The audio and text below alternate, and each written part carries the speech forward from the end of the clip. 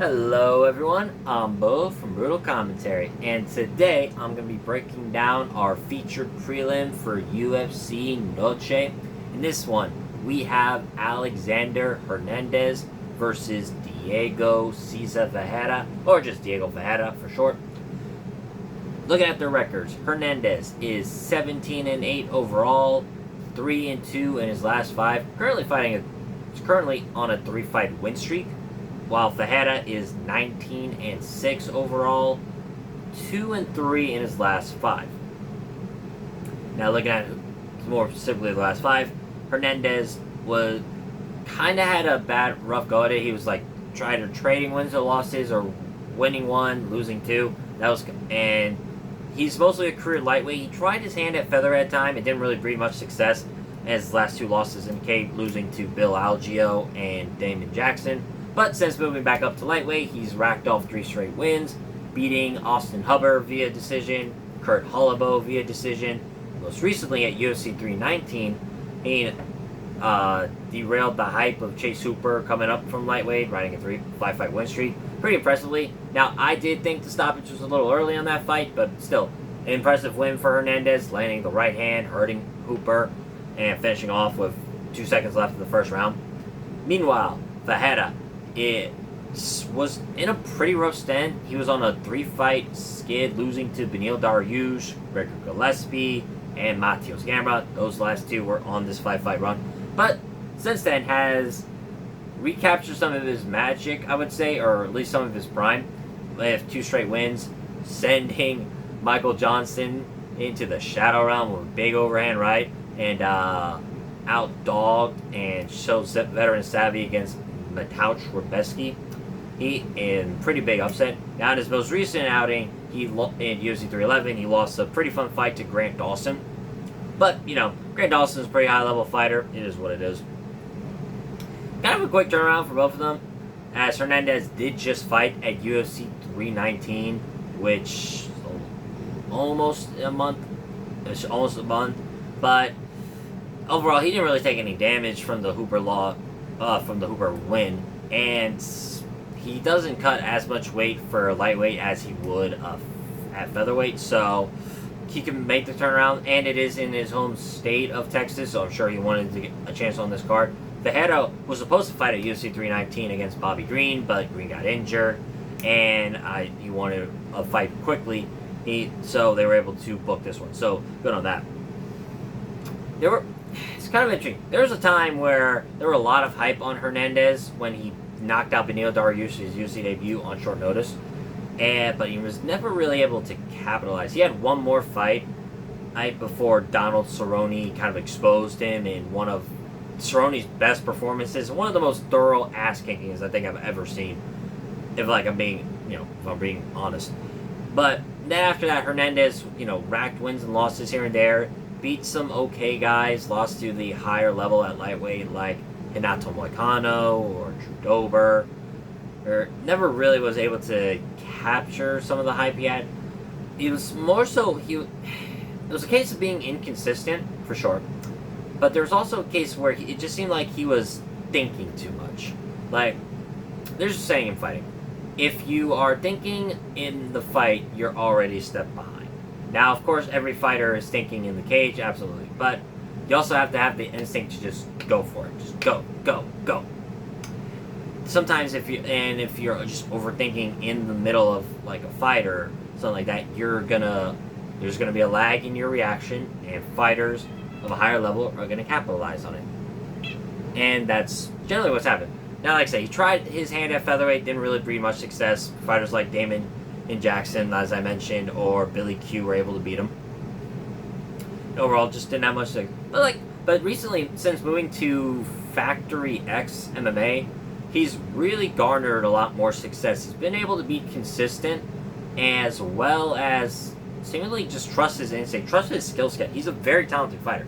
He's got good power, he's got good striking, he's got good wrestling. He's able to handle himself on the ground pretty effectively. Now, there are times where he gets out-wrestled, like Kurt Holloway showed, or like Billy Q, but overall, he's pretty competent on the ground, being able to hang with like Jim Miller and whatnot. It's pretty impressive, and I know he got submitted by Renato Moicano, but he was able to stay ahead and survive for a good portion of that fight.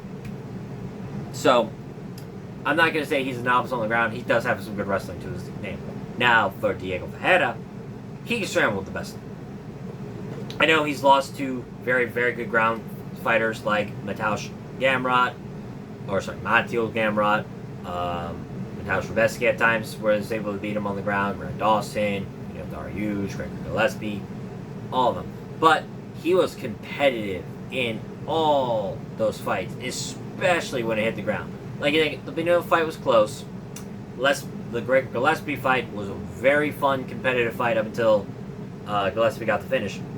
And then in the Gamrot fight, he injured his hip during one of the scrambles and, had to tap out due to that. But still, he's proven he's competitive with the best lightweights in the world. He doesn't win all of them, but he's proven to be very competitive. I mean, there was actually a time he was riding a very impressive win streak, capping off with a submission over Anthony Pettis. All in all, and Ferreira's got good power. He's got good veteran poise to him. He's very calm and composed. He doesn't let too many things overwhelm him. He's generally able to just fight through adversity very well. And even at 4 years old, he still has a lot of skills, and he still fights overall with the same attributes he had in his prime. Looking over this fight, both guys can do just about everything. I lean that Ferreira overall is better with pure jiu-jitsu. Hernandez might be a better wrestler, certainly the stronger athlete of the two. And while this is at the feet, you got two strikers when they're on their feet with two powerful right hands. The Ferreira you saw with the Michael Johnson knockout sent him just careening to the canvas. And, Hernandez has got a big right hand as well. They got some good strikes to them. They got good kicks overall, and they're not one-trick ponies per se on the feet. But they're kind of even on the feet as well. I don't think one has too much of an advantage over the other. I would lean towards Hernandez has probably the more weapons, and being the younger fighter, or can, not even gas tank issues, like that's not what I'm thinking about. But like overall, being the younger fighter, he still has plenty of room to grow and exert energy in comparison to say Ferreira, who is 40. But age is just a number to him apparently, because he's still fighting competitively with these younger fighters who are like 7, 8 years his junior. Overall, though, I'm gonna lean to the side of Alexander Hernandez. I like how much he has improved vastly throughout his run right now back at lightweight. I think he's proven that he's found that flow, and it's just going to keep getting better and better. Now, if he gets the rankings, that's a discussion for another time. But for now, I like the evolution of his game. I like how he's improved, and I think it's just consistency. Right? He used to gas badly in fights. He doesn't gas as bad. And he's proven to still hold better three-round cardio. He used to be okay. It seemed like he would just kind of throw ideas out the window and see what stuck. But now he's really sticking to game plans. He's proven to be a better high-level thinker at this turning point in his career. And I just think right now, being the younger, more durable fighter, he's going to have more opportunities, especially as they both try and land powerful shots on each other. And being 40 years old, while it's shown not to be a detriment, you never know. At that age, at lightweight, you just don't know when Father Time just decides and takes a hold of your body. And, especially with Ferreira, who's a very scramble-heavy grappler, that could be, it could go bad overnight, His positioning and transition might be slower. His scrambling speed might decrease. His strength might not be what it used to be. Just kind of factors like that when it comes into the grappling aspect. Overall, I think Hernandez is going to go on. The odds-wise, minus 136 for Hernandez, plus 116 for Ferreira. They were a little wider at open. Hernandez was plus 160. But I understand some people putting some money down Ferreira. I think he's a pretty good underdog. He is live. I'm not counting out Diego Ferreira in this fight. I definitely think he can win this fight, but I'm going to lean towards Hernandez. I think he's going to get the decision.